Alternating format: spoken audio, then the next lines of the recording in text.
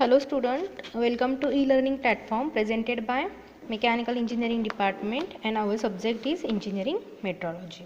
So next practical is to find unknown angle of a given component using sign center. तर sign बारचा use करून आपल्याकडे sine centre नाही आहेत पण साइन बार आहे. साइन बारचा यूज करून आपल्याला गिवन कॉम्पोनंटचा अँगल मेजर करायचा आहे. ओके, थेरॉटिकलीमध्ये तुम्ही बघितलेलं आहे की साइन बारचा अँगल चेक करण्यासाठी मिनिमम 45 डिग्रीच्या खाली अँगल पाहिजे. जास्त अँगल असेल तर तो नॉट ॲक्युरेट असतो. Okay, so let start. कुठले कुठले इन्स्ट्रुमेंट ॲपॅरेटस लागतात ते बघूया अगोदर आपण. So it is slip gauge. Slip गेजचा बॉक्स हे साइन सेंटर आहेत आणि इथं साइन बार थ्रू होल्ड केले. हा साइन बार आहे. तर आपल्याला डायल गेज इंडिकेटरचा यूज करून आपण ह्या पद्धतीच्या ऐवजी सेकंड पद्धत जी आपण प्रॅक्टिकलला बघितलेली आहे सॉरी थेरीमध्ये बघितली ती आपण बघणार आहोत. ओके, सो फर्स्ट ह्याच्यासाठी थोडी कॅल्क्युलेशन्स करायला लागतात. कॅल्क्युलेशन्स म्हणजे काय तर तुम्हाला जे गिवन आहेत ऑलरेडी म्हणजे काय करायला लागतं आपल्याला ॲप्रॉक्सिमेट अँगल चेक करायला लागतो. इथं तुम्ही बघू शकताय. ठीक आहे, so this is given job. तुम्ही बिवेल प्रोट्रॅक्टरच्या ह्याच्यात आपण ह्याचाच अँगल चेक केलेला आहे. ओके, सो तेव्हा आपण चेक करताना कोणते कोणते अँगल केले ते चेक हे लक्षात येत असेल तर बघा अगोदर. ठीक आहे, मग आपण काय काय घेणार आहे बघा. Name of length of sine bar L is equal to 100 mm. हे 100 mm कुठून आलं तर जो साइन बार आहे तुमचा, आता मी साइन बार तुम्हाला दाखवते अगोदर. सो हा साइन बार आहे. हा काय आहे साइन बार. साइन बारचे जे कन्स्ट्रक्शन जर सांगायचं झालं तर हे रोलर आहेत, फिक्स्ड रोलर असतात. हे इथं होल्डिंग पर्पजसाठी हे होल दिलेले आहेत आणि हा आहे तुमची साइन बारची लेंथ. लेंथ कशी बघायची तर ह्या सेंटरपासून ह्या सेंटरपर्यंतची जी लेंथ असते ती गिवन असते आणि त्याच्यानुसार आपण ठरवतो की हा कितीचा साइन बार आहे. म्हणजे स्पेसिफिकेशन थोडक्यात 200चा साइन बार आहे. हा 200चा साइन बार आहे. मग आपण कुठला यूज करणार आहे 100चा. ओके, सो 100चा साइन बार बघा हा आहे साइन बार 100चा. ओके, ह्याचा मी यूज करणार आहे होल्डिंग पर्पजसाठी आणि ह्याचं वेट कमी व्हावं म्हणून आपण ते प्रोव्हाइड केलेले आहेत होल्स. ओके, बऱ्याच वेळेस हा क्वेश्चन विचारला जातो. देन हे रोलर आहेत, हे फिक्स रोलर आहेत. ह्याच्या खाली आपण स्लिप गेजेसचा सेट लावत असतो. देन इथं हा टॉप सरफेस आहे. देन ह्या टॉप सरफेसला इथं एंड सरफेस दिला आहे. हा एंड सरफेस का दिला आहे जेव्हा जॉब आपण ह्याच्यावर प्लेस करणार तेव्हा हा जॉब असा प्लेस केला तर हा इथं आत येऊ नये, इथं येऊन स्टॉप व्हावा म्हणून आपण हा एंड सरफेस त्याला प्रोव्हाइड केलेला आहे. हे रोलर्स आहेत, हे बॉटम सरफेस आहे. ठीक आहे, एवढंच ह्याचं कन्स्ट्रक्शन्स आहेत. मग आता हा कितीचा साइन बार आहे 100 म्हणजेच 100चा आहे म्हणजे centre to centre distance is the sine bar specification. Okay, so next आता कॅल्क्युलेशन्स बघूया काय काय करायला लागणार आहेत तुम्हाला. आता इथं काय म्हटलं आहे बघा त्यांनी. फर्स्ट ह्या स्टेप बाय स्टेप जायचं. Note the length of sine bar. किती लेंथ आहे आपली 100 mm. Find the approximate angle using the bevel protractor. Bevel प्रोट्रॅक्टरचा यूज करा आणि थीटा फाइंड आउट करा. आता आपल्याला थीटा फाइंड आउट करायचा आहे with the help of bevel protractor. आपण ऑलरेडी मागच्या प्रॅक्टिकलला चेक केला आहे, तोच आपण ॲज इट इज घेणार आहे.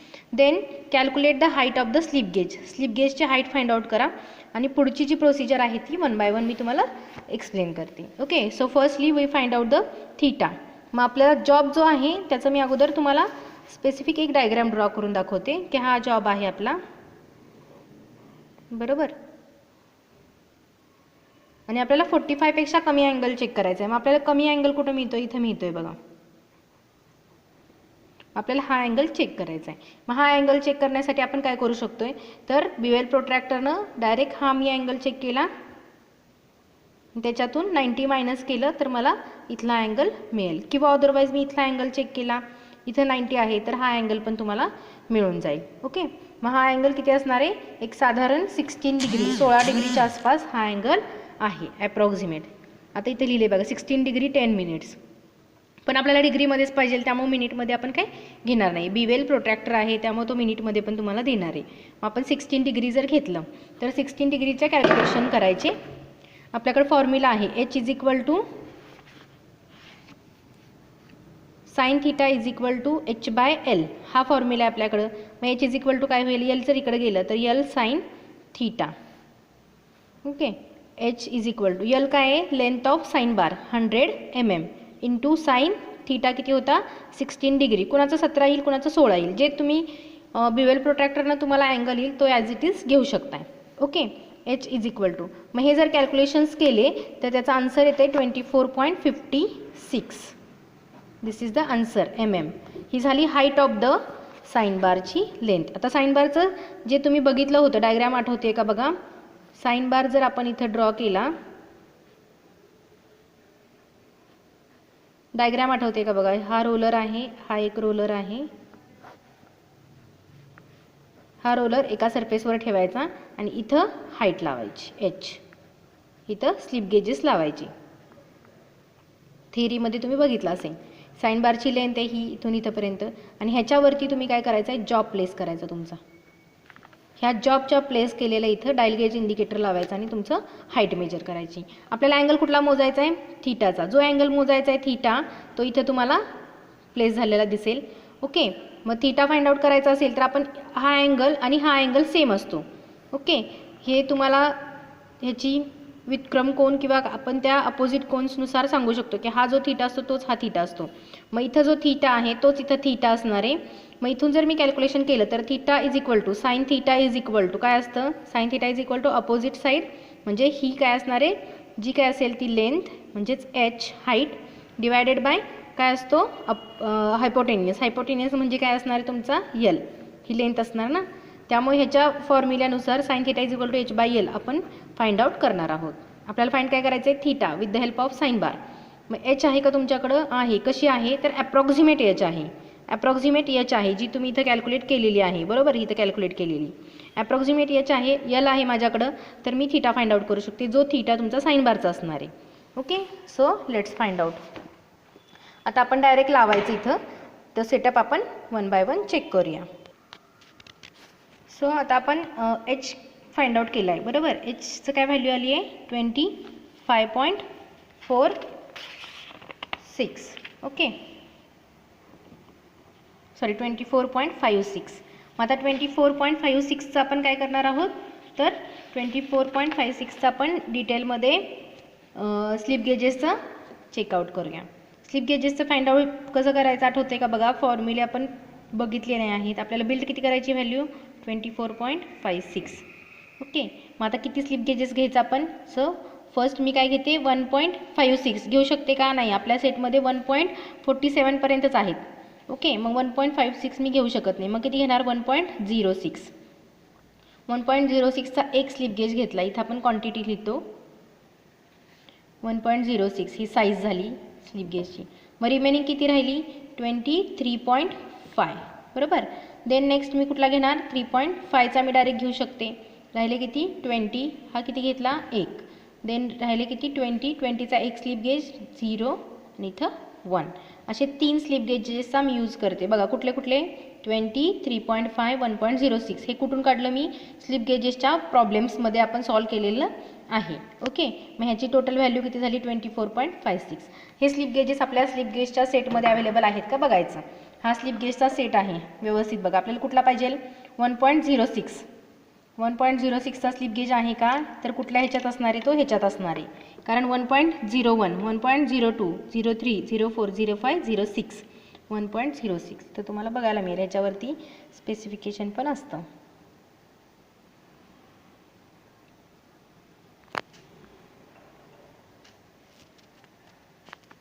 एक मिनट, ठीक आहे. इथं लिहिलेलं आहे 1.06. 1.06 हे काय आहे, त्याची व्हॅल्यू आहे 1.06. 1.06चा एक घेतला. नेक्स्ट कुठला आहे 3.5चा. 3.5चा कुठे आहे 0.5च्या रेंजमध्ये. इथं आहे बघा 3.5. हा आहे 3.5चा, ठीक आहे. देन नेक्स्ट आहे 20. हा डायरेक्ट तुम्हाला 10-20च्या ह्याच्यात मिळेल. हा आहे 20चा. मग हे स्लिप गेजेस मी घेतले. नंतर आपण नेक्स्ट आता त्याचा सेटअप लावून घेऊया. So this is the setup. हा साइन बार आहे, हा आपला component given component. Dial gauge indicator, हे डायल गेज इंडिकेटरचं मॅग्नेटिक स्टँड. मॅग्नेटिक का, कारण हे फिक्स होतं मॅग्नेट्सचं. आणि इथं आहे स्लिप गेजचं कॉम्बिनेशन. मग स्लिप गेजचे कॉम्बिनेशन कसं कॅल्क्युलेशन केलं आपण, तर 3 स्लिप गेजेस मी घेतले आणि त्याचं रिंगिंग प्रोसेसनं तुम्ही ह्याच्यात बघितलेलं आहे आपल्या स्नॅप गेजमध्ये.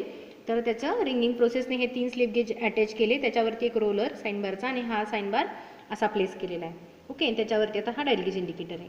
मग आपल्याला काय करायचं आहे, तर आपण लावताना आता अँगल किती लावला आहे 16 डिग्री. हा 16 डिग्री कुठं सांगितलं आपल्याला, ॲप्रॉक्सिमेट अँगल आहे हा, with the help of bevel protractor आपण चेक केला. आता आपल्याला साईन बारचं करायचं आहे. मग साईन बारमध्ये आपण ठेवताना हा जॉब असा ठेवला आहे की आपल्याला इथला अँगल पाहिजे, ठीक आहे. आणि हा जो सरफेस आहे, हा सरफेस मला स्ट्रेट ह्या फ्लॅट सरफेसला, म्हणजे ह्या सरफेसला, तुमच्या ह्या फ्लॅट सरफेसला हा एक्झॅक्ट पॅरलल मॅच व्हायला पाहिजे.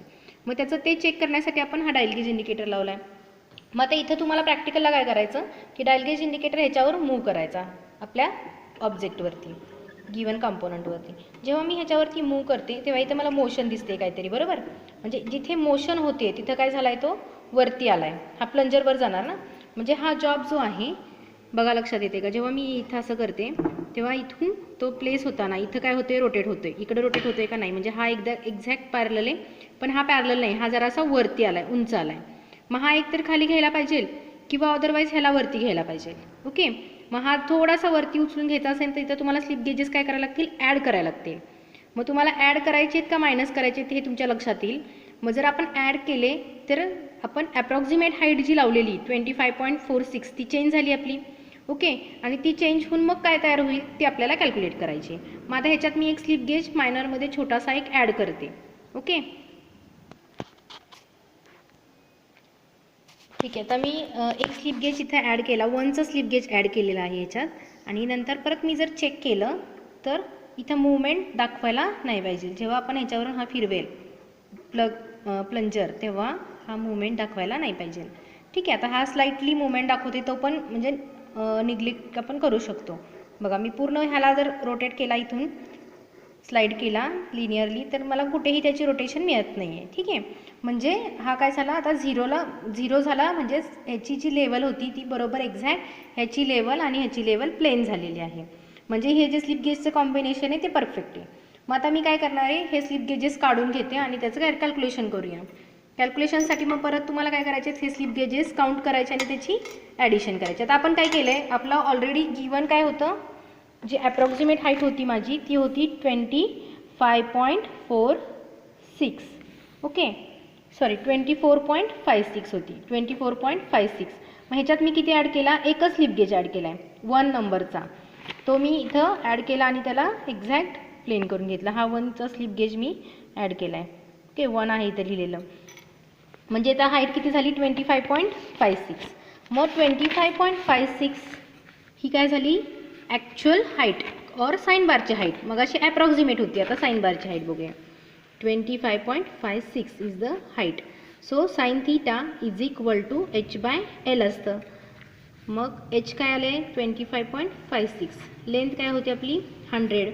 ह्याचं जर मी कॅल्क्युलेशन्स केले तर बघा 25.56 डिवायडेड बाय 100, 0.2556 साइन थीटा. आपल्याला फाइंड आउट काय करायचं आहे, theta angle with the help of sine बार चालू आहे आपला. मग साइन इनवर्स ऑफ 0.2556, जर हे कॅल्क्युलेट केलं मी, sine inverse of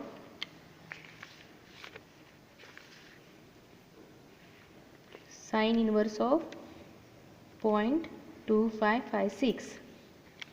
so angle theta is equal to 14.80 degree. हा झाला अँगल साइन बारचा. ओके, हा ॲक्च्युअल अँगल झाला आपण असं म्हटलं तरी चालेल. ठीक आहे, हा अँगल माझं कॅल्क्युलेशन याला with the help of sine बारचा यूज करून. सो हे साइन बारचं प्रॅक्टिकल आहे. राईटअप जे आहे मी प्रोव्हाइड करते, राईटअप कंप्लीट करा. आणि जर काही प्रॉब्लेम असेल, काही क्वेरी असेल तर तुम्ही इथे येऊन हे सेटअप सगळं बघू शकताय किंवा स्वतः पण तुम्ही प्रिपेअर करू शकताय. Okay, so thank you student, thank you.